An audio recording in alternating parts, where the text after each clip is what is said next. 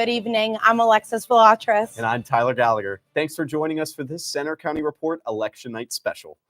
It's 8 o'clock, and that means the polls are closing across Pennsylvania right now. Tonight's primary elections will set the stage for November's general election, featuring races from president to U.S. House and U.S. Senate to state lawmakers. Reporter Jamie Laguerre is in our studio with more. Jeremy? Although the presidential and U.S. Senate races are essentially set already for November, some of the state offices have multiple primary candidates. I spent some time visiting a few polling places in the State College area as voters cast their ballots. In downtown State College, voters were able to cast their ballots at the Borough Municipal Building. But poll workers inside say turnout for this year's primary has been low. In fact, I spent several hours here today and only saw a few people voting. We expected a low turnout because the presidential primary is no longer a choice.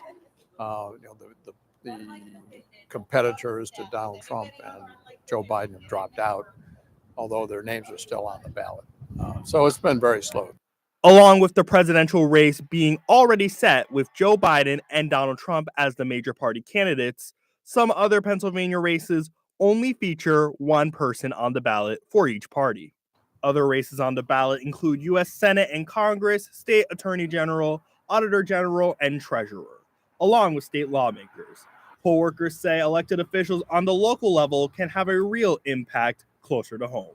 State laws or local laws affect you every day. So it's important that you put your vote out there on those choices beyond the national, because it is more immediate, no question. We expect to start getting some local election results in the next hour or so, and we'll bring those to you soon. Alexa, back to you. Thanks, Jeremy. Now let's take a look as the races we're following tonight in the Pennsylvania primary. At the top of the ballot is a preview of the November presidential race. President Joe Biden has already clinched enough delegates for the Democratic nomination as he runs for a second term. Former President Donald Trump has also won enough delegates to wrap up the Republican nomination as they both set up a bitter rematch.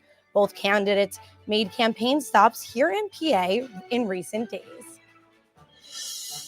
In the Pennsylvania U.S. Senate race, incumbent Bob Casey is running for re-election, seeking his fourth term. He's held the seat since 2007.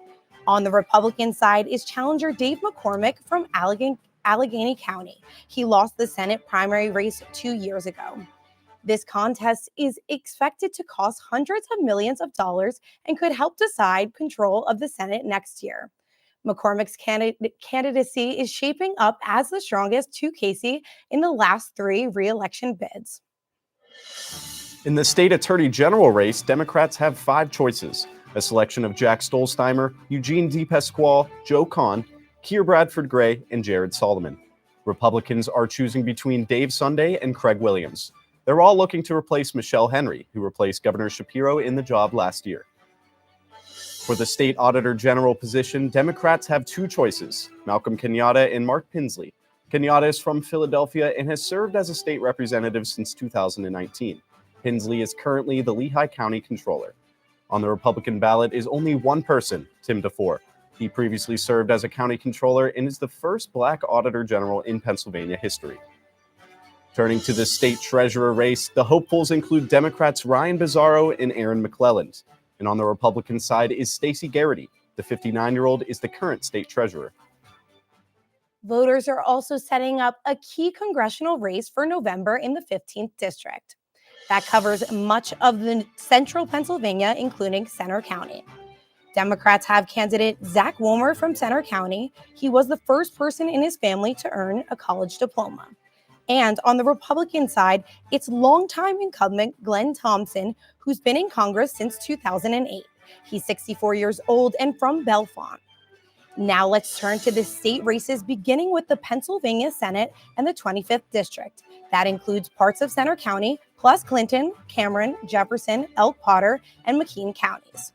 But the choices boil down to only one Republican. Chris Dush from Jefferson County is on the primary ballot. He's been a member of the Senate since 2020. Now on to the 35th Senate District, which includes parts of Center County, Cambria, and Clearfield counties. For this primary, only Republican Wayne Lannerhawk from Cambria County is on the ballot. He's the current senator for this district. Before his election to the Senate in 2016, he was an assistant district attorney in Cambria County and a township supervisor. Now let's move on to the state house races. First is the 77th district. That includes part of Center County, including the State College and Port Matilda areas. Democrat Scott Conklin from Rush Township is on the ballot. He's been a House member since 2007. And Republican Marie Labrizzi from Ferguson Township is also in the primary. She's from Ferguson Township and is the retired former owner of Old Main Frame Shop and Gallery.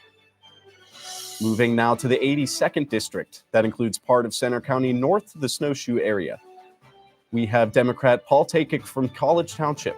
His experience in local government includes serving as a member of the College Township Council. And Republican Therese Holland from Benner Township on the ballot.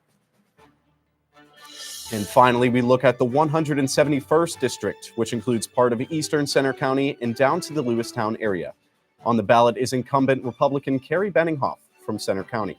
He's serving his 14th term in office, having been elected to the General Assembly in 1996. As we mentioned, polls are now closed and the process of ballot counting is underway. Center County voters are being tallied in Bellefonte. We have our news crew on our way there right now.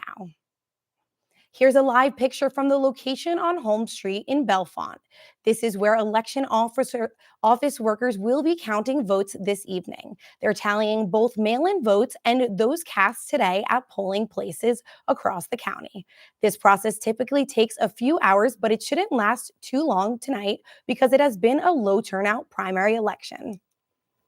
We'll check back in there later. That's all we have for this election update. We'll be back when local results start coming in. And you can follow us anytime for breaking news on our Center County Report X accounts. And you can see our stories on our Facebook page, Instagram, YouTube, and our website. Good night for now.